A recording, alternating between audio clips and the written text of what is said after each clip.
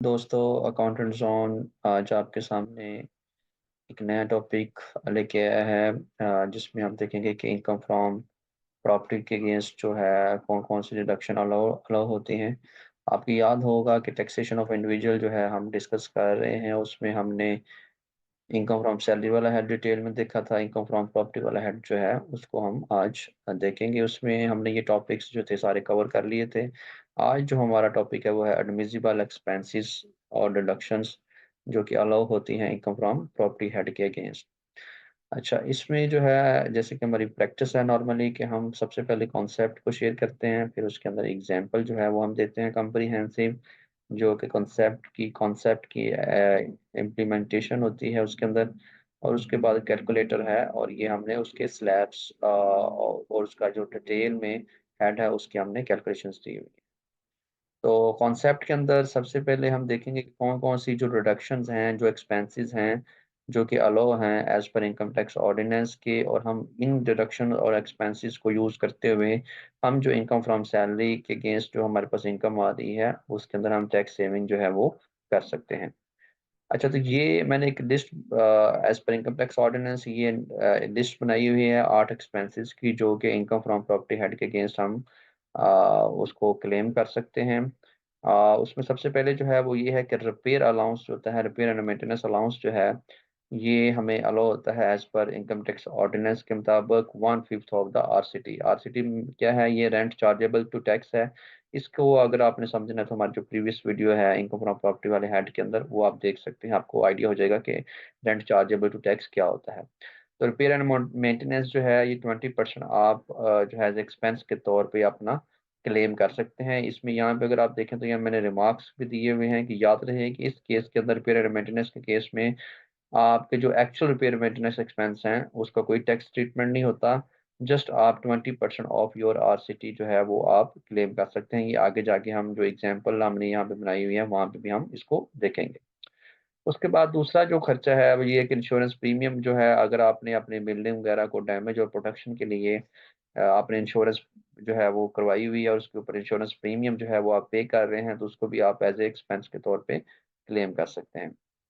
उसके बाद तीसरा जो है एनी इनकम टैक्स, कोई भी टैक्स जो है वो आपके जो प्रॉपर्टी ओनर है उसने पे किया है लोकल अथॉरिटी को एज ए प्रॉपर्टी टैक्स के तौर पे, म्यूनसिपल टैक्स है, ये कोई भी है वो आप एज ए एक्सपेंस के तौर पे क्लेम कर सकते हैं। लेकिन यहाँ पे याद रखें, मैंने साथ ही मेंशन किया हुआ है कि जो आप इनकम टैक्स जो प्रॉपर्टी के ऊपर आप पे करेंगे वो आपका एक्सपेंस अलाउ नहीं होगा, उसकी आप डिडक्शन नहीं ले सकते। इसी तरह ग्राउंड रेंट है, अगर आपने नॉर्मली बात केसेस के अंदर आपको ग्राउंड रेंट जो है वो मिला होता है, तो इस केस के अंदर जो है वो आप प्रॉपर्टी के केस में आप उसको एज़ एक्सपेंस के तौर पे भी क्लेम कर सकते हैं।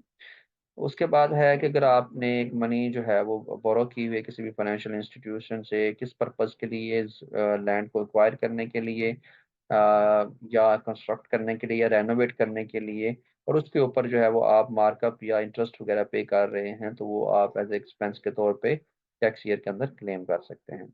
लीगल एक्सपेंसेस हैं, लेट्स सपोज़ कि अगर कहीं प्रॉपर्टी के अंदर कोई डिस्प्यूट अराइज़ हो गया है, कोई रेंट के हवाले से या दूसरी चीज़ों के, और आप उसके अंदर लीगल एक्सपेंसेस आपने बियर किए हैं, तो वो भी आप एज़ एक्सपेंस के तौर पे क्लेम कर सकते हैं।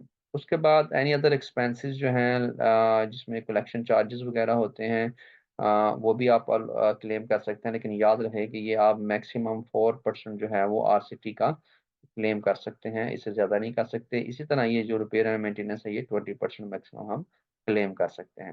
उसके बाद ये आ जाता है share of rent paid to HBFC और बैंक्स। ये नॉर्मली उस वक़्त होता है जब आपने शेयरिंग बेसिस पे बैंक्स वगैरह से, इस्लामिक बैंकिंग हो गई या दूसरे बैंक से आप जो है वो घर वगैरह ले लेते हैं, और उस केस के अंदर आप रेंट का जो शेयर है वो पे कर रहे होते हैं बैंक को, तो उस इंस्ट पेमेंट को आप एज़ ए डिडक्शन जो है वो आप क्लेम कर सकते हैं। तो ये 8 चीज़ें हैं, 8 एक्सपेंसेस हैं जो कि हम इनकम फ्रॉम प्रॉपर्टी के अगेंस्ट हमारे पास अगर रेंटल इनकम आ रही है, तो उसमें हम इस इन एक्सपेंसेस को क्लेम कर सकते हैं। उसकी लिमिटेशंस क्या हैं वो मैंने साथ-साथ आपको बता दिए हैं। अच्छा, यहाँ पे एक बहुत की इम्पोर्टेंट पॉइंट है कि जो रिपेयर मेंटेनेंस है और जो इंश्योरेंस है, ये आप जो है वो अगर रेंट आपको बिल्डिंग से आ रहा है तो उसके अगेंस्ट ही क्लेम कर सकते हैं। लेकिन अगर एक ओपन प्लॉट है या लैंड है और उसके अगेंस्ट आप रेंट ले रहे हैं, तो उस केस के अंदर ये 2 डिडक्शंस जो हैं वो आपको अलाउ नहीं होंगी। ये आपने चीज़ ध्यान में रखनी है और ये बहुत ही इम्पोर्टेंट पॉइंट है। अच्छा, ये जब हमने देख लिया कि ये डिडक्शंस जो हैं ये हम क्लेम कर सकते हैं और इसकी इम्प्लीमेंटेशन हम कैसे करेंगे, यहाँ पे देखेंगे मैंने एक सिंपल सी एक एग्जांपल दी है। इसमें आल काफ़ी कॉम्प्रिहेंसिव चीज़ें मैंने प्रीवियस जो वीडियोज़ हैं उससे भी कवर कर ली हैं। इसके अंदर लेट्स सपोज़ एक कंपनी है, उसकी प्रॉपर्टी जो उसने रेंट आउट की और ईयरली रेंट जो है वो 6 लाख है। 2 साल पहले की कंपनी ने एक 4 लाख जो है वो एज़ एडवांस टैक्स जो लिया था, जो कि नॉन एडजस्टेबल है। एडजस्टेबल और नॉन एडजस्टेबल टैक्स की टैक्सेशन कैसे होगी, ये भी आप हमारी प्रीवियस वीडियोज़ जो हैं वो देख सकते हैं, जो कि लिंक में प्रोवाइड किया गया है, उसका उनका लिंक्स प्रोवाइड कर दिया गया है। तो ये सारी डिटेल है इसमें। अब हमने क्या करना है, हमने टैक्स की कैलकुलेशंस करनी है कि अगर हमारे पास ये सिनेरियो है, तो इस सिनेरियो के अंदर हमारा जो इनकम फ्रॉम प्रॉपर्टी है, उसका क्या टैक्स के पॉइंट ऑफ व्यू से उसकी कैलकुलेशंस कैसे होंगे। तो सबसे पहले यहाँ पे मैंने कुछ और चीज़ें भी लिखी हुई हैं, यहाँ पे देख सकते हैं रिपेयर मेंटेनेंस है। ये सारी इन्फॉर्मेशन जो है हमने गैदर की हुई है, कंपनी ने हमें प्रोवाइड की हुई है।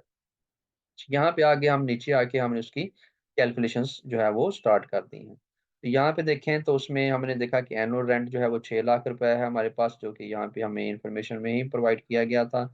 उसके बाद मेन इम्पोर्टेंट चीज़ आ जाती है, वो है अनएडजस्टेड एडवांसेस। तो आपको याद होगा प्रीवियस वीडियो में भी हमने डिस्कस किया था कि 1/10 ऑफ द एडवांस जो अनएडजस्टेड होता है वो रेंट का हिस्सा बनता है। और यहाँ पे आके लोग जो है वो नॉर्मली गलती करते हैं और वो इसी के अंदर ही इसी को ही रेंट समझ रहे होते हैं, और जो एडवांस सिक्योरिटी जो नॉन एडजस्टेबल होती है उसको वो टैक्स के अंदर लेके नहीं चल रही होती है, और टैक्स की कैलकुलेशंस गलत करते हैं और उसके ऊपर टैक्स गलत पे करते हैं और उनको फिर नोटिस वगैरह जो है वो इसके ऊपर आते हैं।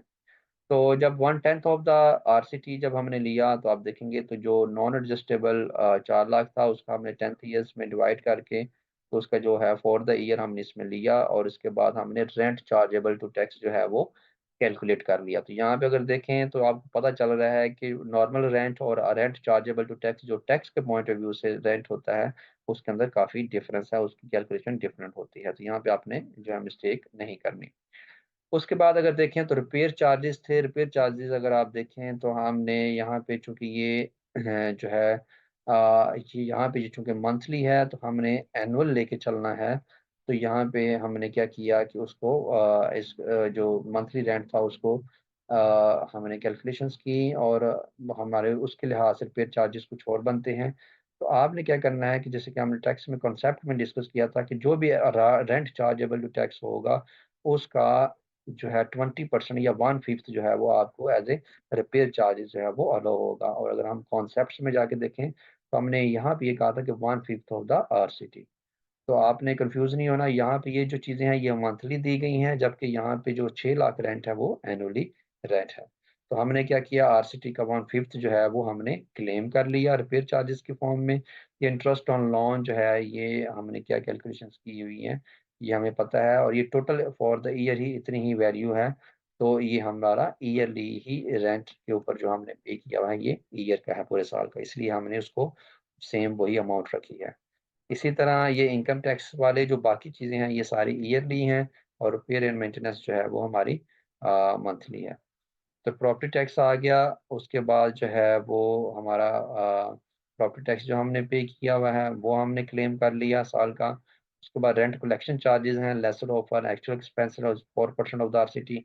अगर आप ये देखें तो मैंने क्या किया हुआ कि एक्चुअल हमारे 6000 हैं, और जो आरसीटी है जो हमारा बनता है वो उसका मैंने 4% लिया, और फार्मूला लगा के मैंने देखा कि लेसर जो है अमाउंट वो 6000 है, तो ये मैंने उसको क्लेम कर लिया। उसके बाद ग्राउंड रेंट है, जो कि हमने कॉन्सेप्ट के अंदर पढ़ा था कि ग्राउंड रेंट जो है वो भी हमारी एज ए डिडक्शन के तौर पे होती है। तो जब हमने इसके ऊपर कैलकुलेशंस की तो यहाँ पे अगर आप देख सकते हैं कि टोटल डिडक्शंस जो हैं वो हमें अलाउ हैं, और यहाँ पे आके हमारे total taxable income from property source जो है वो हमारे पास आ गई। और इसके ऊपर अगर आपने टैक्स की कैलकुलेशन करनी है तो यहाँ पे आप उसका मंथली रेंट लिखें, यहाँ पे एनुअल रेंट आ जाएगा, तो ये टोटल अमाउंट जो है वो रेंट की इसके ऊपर जो है वो बनेगी, जो कि डिडक्शंस के पॉइंट ऑफ व्यू से भी यूज़ हो रही होगी।